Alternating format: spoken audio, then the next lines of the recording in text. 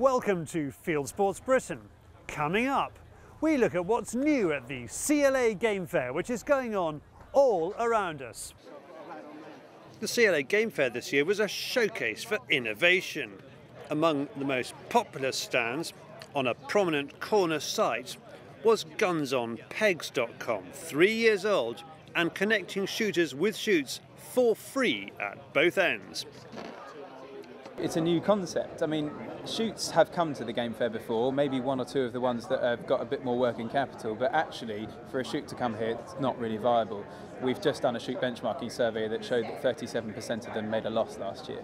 So it's a tough climate. Basically, this is an affordable way of a shoot exhibiting at the Game Fair using the facilities of the platform that is Guns on Pegs.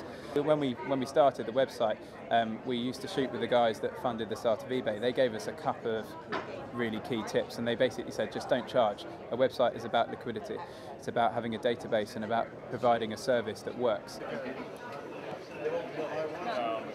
We've done a benchmarking exercise, for example, with Smith Score, and it's the first ever benchmarking exercise that people have ever done of shoots and basically their costs. It basically costs a shoot £13.33 to put a bird over your head, whether it's shot or not. If that bird gets eaten by the fox, that's £13.33. So even if you don't pull the trigger, and basically everything comes down to the return.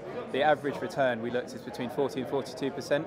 So the return is key. If you can get your return up, then obviously that cost comes down massively.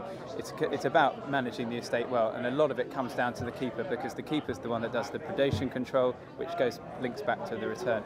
But it's got some really interesting stats in there, and we're announcing it this afternoon. The results will be available on Guns on Pegs. Guns on Pegs also had representative shoots on its stand. We joined Guns on Pegs site, I think it's been going 2 years or so, and we were one of the first people on there, but it's quite good to actually mix and meet with everybody else and to try to put your bit over to the public, I guess. We're very pleased so far. They've done a super job with the stand, I think the backdrops are done here are very good. And it wasn't just shoots. Guns on Pegs hosted Safri Champness and its top VAT consultant. Shoots have been nervous about VAT in the last few years as the government suddenly discovered how much money they're making. Shooting can be a taxable activity, of course, but it can also be something that's done as a hobby, or something that can be done as an exempt activity like golf clubs and bowling clubs. So there's a variety of VAT treatments depending on how you structure the business and what scale it's on. Well, there's a £70,000 limit for everybody, of course. That's the VAT registration threshold. So anybody trading below that level doesn't have to register. If you get above that level, then you will have to register unless you're doing it in the form of a syndicate or in the form of a members club. But if you get the structure right to begin with, and you make sure that you dot the I's and you cross the T's, then there shouldn't be a problem. I'm here to support the work that Guns and Pegs are doing, and also to meet people with their mutual interests in shooting. But does it work for you being on the stand then? It has so far, yes. It's been terrific. I mean, there's a great buzz on the stand.